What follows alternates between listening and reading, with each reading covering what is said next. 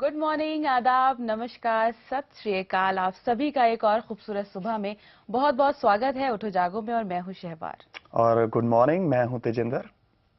दोस्तों, अक्सर हम लोग कहते हैं कि हमारा मूड ठीक नहीं है। आप किसी से भी पूछिए क्या बात है, मूड खराब है? हाँ भाई, हमारा मूड खराब है।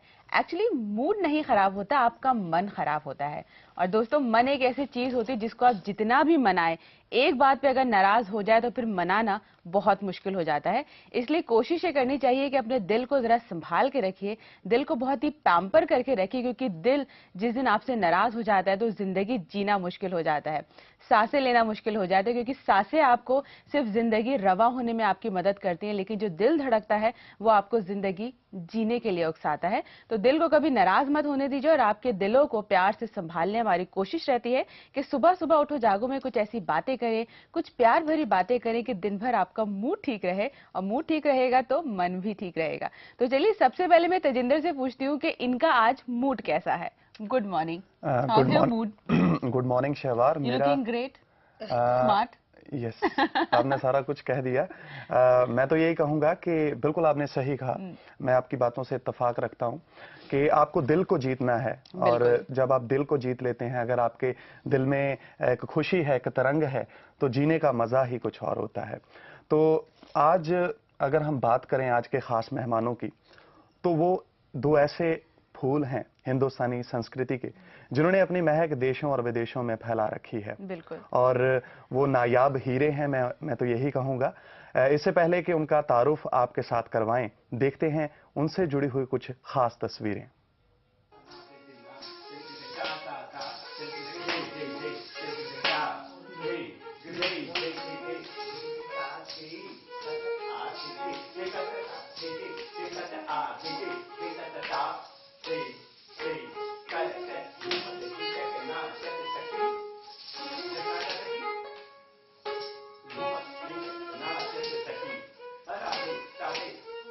उनके थिरकते कदम जैसे ही मंच पर पड़ते हैं, मानो पूरा वातावरण संगीतमय हो जाता है। तबले और घुंघरुओं का बेजोड़ तालमेल देखकर वहां मौजूद लोग इनकी तारीफ करते नहीं थकते। जी हाँ, हम बात कर रहे हैं प्रख्यात कथक नृत्यांगना नलिनी कमलिनी की। बनारस से ताल्लुक रखने वाली इन दोनों बहनों ने कथक की दुनिया में एक अलग मुकाम हासिल किया है।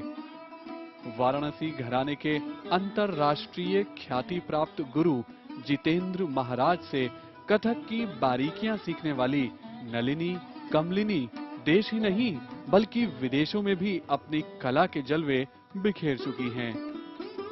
अपनी मेहनत और लगन से कथक की दुनिया में अपनी अलग पहचान बनाने वाली नलिनी कमलिनी राष्ट्रीय और अंतर्राष्ट्रीय स्तर पर अपनी कला को प्रदर्शित कर खूब तारीफ बटोर चुकी हैं। सौम्यता के साथ अभिनय और चेहरे के भावों को एक तार में पिरोकर जब दोनों बहनें एक साथ कथक शुरू करती हैं, तो लोग वाह वाह कर उठते हैं। तो आपने तस्वीरें देखी और आपकी इंतजार की घड़ियां हम खत्म कर देते हैं। तो स्वागत कीजिए हमारे आज के खास मेहमान, जानी मानी कथक डांसर नलिनी और कमलिनी जी। नमस्कार, गुड मॉर्निंग, बहुत बहुत आपका स्वागत है शो में। और अपने दोस्तों को एक बात और बताना चाहते हैं कि जो शुरू में तेजिंदर ने बोला था कि ये फूल हैं, तो आपको बताया जो नलिनी फूल होता है ये रात में खिलता है और कमलिनी दिल में। लेकिन आज उठो जागो के सेट पे ये दो खूबसूरत से फूल एक साथ खिले हैं, तो ये डेडली कॉम्बिनेशन को आप मिस मत कीजिएगा। आज आप इनसे बात कर सकते हैं। हमारा फोन नंबर है 0120251621। I repeat 0120251621। और अगर आप एसएमएस के जरिए हमारे साथ जुड़ना चाहते हैं तो वो भी आपके लिए मौजूद है। इसके लिए बस आपको अपने मोबाइल के राइट मैसेज बॉक्स में जाकर टाइप करें पी, छोटा सा स्पेस दीजिए, टाइप कीजिए यूजे स्पेस दीजिए, अपना सवाल अपने नाम के साथ लिखकर भेज दीजिए 53456 पर। तो चलिए, खुशबू की इस रंगीन दुनिया को शुरुआत करते हैं नलिनी और कमलिनी जी के साथ में। इतने खूबसूरत नाम है आप दोनों के। सबसे पहले आप बताइए, आपके नाम किसने रखे थे? मेरी माँ साहित्यकार हैं और उनकी ऐसी इच्छा थी कि हम दोनों नृत्यांगना बने, जो हमें नहीं पता था, उनकी एक मन की छुपी हुई इच्छा थी। तो उन्होंने ही ये नाम हमारे रखे, नलिनी और कमलिनी। वाओ ना, सच अ ब्यूटीफुल नेम। और अगर आप से हम ये पूछें कि हमारे माफी चाहूंगा, हमारे नाम के बारे में आपका क्या विचार है? शहवार, तेजिंदर? दोनों ही बहुत अच्छे हैं, एक साथ राइम में जा रहे हैं, एक साथ खूबसूरत लग रहे हैं। ईश्वर ये आपकी कंपेयरिंग की जोड़ी बनाए रखे Oh, एक लंबे thank you समय तक। so बहुत much. शुक्रिया। तो 4 अच्छे नाम वाले लोग बैठे हुए हैं, तो अच्छी अच्छी बातों का सिलसिला शुरू करते हैं। बिल्कुल। बेशक बेशक। सबसे पहले आपसे ये पूछना चाहेंगे कि डांस का जो फील्ड है, अपने आप में कला की, मैं कहूँगा कि ऐसा श्रेष्ठ एक फील्ड है जहाँ पे आपको अपना सब कुछ अर्पित करना पड़ता है। तो इस फील्ड में आने के लिए कौन सा इंस्पिरेशन का सोर्स था? कैसे आपको लगा कि आपको दोनों को इस फील्ड में जाना चाहिए? देखिए, मैं हमारे एक बहुत मानी हुई दिल की बात है, और सब लोग इससे सहमत भी होंगे कि कुछ हम चाहते हैं और कुछ ईश्वर हमें रास्ता देता है। बिल्कुल। जो हम चाहते हैं वो हमारी सोच है, और जो उसने दिया होता है वो हमारे अनुकूल होता है। अनुकूल होता है। और ये इसमें संस्कार बड़े प्रबल रहते हैं। एक अच्छा परिवार, एक अच्छे गुरु का सानिध्य, ये मिल जाए तो आपके जो संस्कार हैं वो जो प्रबल हो जाते हैं। प्रबल हो जाता है। हमारे साथ भी ऐसे ही हुआ। हम कुछ और बनना चाहते थे, लेकिन जो हमारे संस्कार थे उसने हमको एक मार्गदर्शन दिया। एक अच्छे गुरु का सानिध्य, गुरु जितेंद्र महाराज जी के सानिध्य में हम लगभग 30 वर्ष से सीख रहे हैं, सिखा रहे हैं, प्रचार कर रहे हैं। और क्या होता है, लोगों को एक जगह से प्यास नहीं बुझती है तो दूसरे घाट जाते हैं, लेकिन हमें जी। इतना संपूर्ण व्यक्तित्व मिला जिसे बिल्कुल। हमें किसी दूसरे के सानिध्य में जाने की आवश्यकता जरूरत ही नहीं पड़ी। नहीं पड़ी। और उसने, जिसे कहते हैं ना, आप जिस चीज के लिए बने हो, एक पात्र ईश्वर सब में ढूंढता है। जी। तो हम उसके लिए बने थे।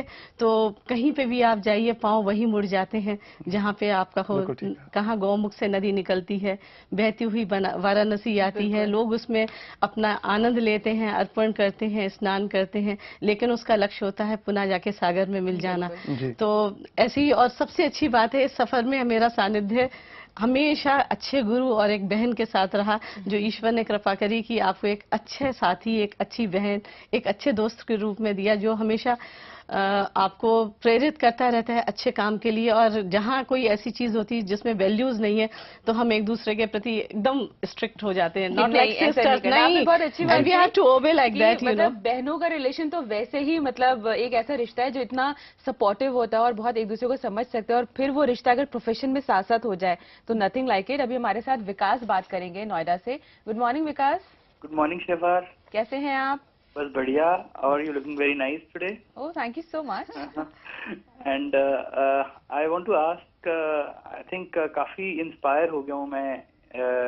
आई mean I am already inspired by classical dancing, okay. But अभी नलिनी और रमनी की बात सुन के बहुत अच्छा लगा जी। और अगर उनसे यही प्रश्न पूछना चाहूंगा कि अगर इस उम्र में, मतलब आई एम अराउंड 30, इस उम्र में I want to start learning Kathak, तो कहाँ अच्छी ट्रेनिंग मिल सकती है? और मतलब I don't want to take it as a profession but learn it just to satisfy my hunger for desire learning this dance. Vikas ने बहुत अच्छे सवाल किया। सबसे पहली चीज तो सीखने की क्या कोई उम्र होती है, और आप इन्हें क्या सजेस्ट करेंगे? सीखने की उम्र तो नहीं होती है, लेकिन जैसे उन्होंने कहा कि वो इसको अपना सिर्फ शौक के तौर पे करना चाहते हैं, मीडिया ऑफ एक्सप्रेशन बनाना चाहते हैं। हाँ, तो हर एक चीज के लिए होता है ना, आप सिर्फ एक सॉन्ग पे सीखना चाहते हैं तो जरूरी नहीं है कि आप उसे कथक ही सीखें। आप किसी एक सॉन्ग को लेके किसी पे भाव अभिव्यक्ति सीखना चाहें, लेकिन उसके एक इनिशियल स्टेप्स होते हैं जिसमें आप रिदम में रहें, वो तो आपको सीखना पड़ेगा। और सीखने के लिए बहुत सी जगह है। आप किसी अच्छे गुरु के पास भी जा सकते हैं, आपको इंस्टीट्यूशंस भी हैं दिल्ली में बहुत। तो इनफैक्ट मैं ये कहने जा रही थी कि आपका भी अपना इंस्टीट्यूशन था, आप इन्हें वो भी सजेस्ट कर सकते हैं। जी हाँ, संगीत का मेरा इंस्टीट्यूशन है। उसकी 3 ब्रांचेस हैं, एक तो आरकेपुरम में, एक किदवाई नगर वेस्ट में, और एक हम लोगों का कक्कड़ुमा इंस्टीट्यूशनल एरिया में बिल्कुल स्टार्ट होने वाला है।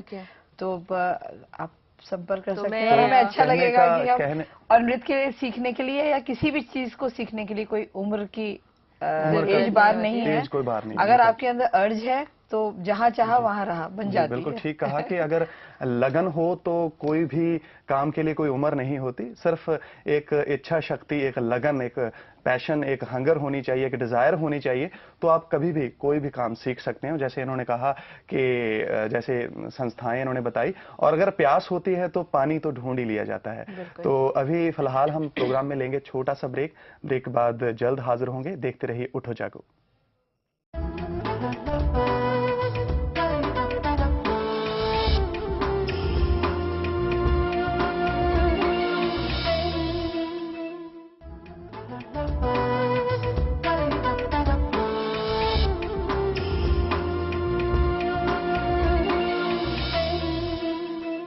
ब्रेक के बाद एक बार फिर से आपका स्वागत है। हमारे साथ दो खास मेहमान जुड़े हुए हैं। आप अगर उनसे कोई सवाल पूछना चाहते हैं तो आप हमारा नंबर नोट कर लीजिए। हमारा नंबर है 0120251621। बहुत सी मीठी मीठी बातों की शुरुआत हो चुकी है और कहते हैं कि well beginning is half done. अंजामे सफर तो अच्छा हो चुका है और आगाज़े सफर अच्छा हो चुका है, अंजामे सफर जरूर अच्छा माफी चाहता हूँ। आगाज़े सफर बहुत अच्छा हो चुका है और अंजामे सफर तक हम बहुत अच्छा कर देंगे और भी अच्छा कर देंगे। फोन लाइन पे भी कोई है और फोन लाइन पे जो हैं वो हैं हमारी पुरानी कॉलर अर्चना जी गाजियाबाद से। स्वागत है। Good morning. Good morning Tajinder. कैसे हैं आप? हम बिल्कुल अच्छे हैं, आप कैसे हैं? मैं बढ़िया हूँ। बहुत अच्छे लग रहे हैं आप आज। Thank you. Good morning. और शहवार कैसी लग रही है? गुड मॉर्निंग अर्चना जी, कैसी हैं आप? हम बिल्कुल अच्छे हैं। अब तो मैं आपको हमेशा येलो साड़ी में इमेजिन करती हूँ। क्या पूछना चाहेंगे? मेरा फेवरेट कलर है yellow and red. Okay. Red मेरा भी फेवरेट कलर है। Not bad, not bad. बताइए आज हमारे साथ ये बहुत प्यारे से दो लोग बैठे हुए, आप इनसे क्या बात करेंगे? जी से जी पूछिए। हम ये पूछना चाहते हैं कि कभी किसी ने बताया है कि आपकी आंखें बहुत खूबसूरत है और माँ दुर्गा से जैसी लगती है?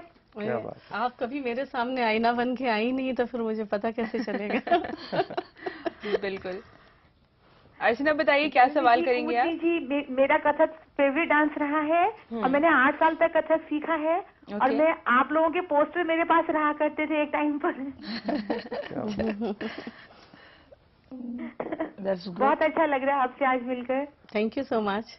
अर्चना, क्या होता है कि जब कोई बेहतरीन दृश्य, कोई मंजर हमारे सामने होता है तो अल्फाज अक्सर उड़ जाते हैं। वो आपके साथ हो रहा है और इन्होंने आपने तारीफ की इनकी आंखों की और सचमुच मुझे भी बहुत अच्छा लग रहा है क्योंकि डांस में क्या होता है कि जिस डांस से ये जुड़ी हुई हैं, कथक डांस जैसे कि उनमें एक्सप्रेशंस का बहुत बड़ा जो कह सकते हैं कि उनको माना जाता है, उनकी कंट्रीब्यूशन होती है। उन्हीं के सहारे, उन्हीं के बलबूते जो हैं इनको पेश किया जाता है परफॉर्मेंस को। और भी You give a language to the different parts, तो आईज भी स्पीकिंग हो जाती हैं।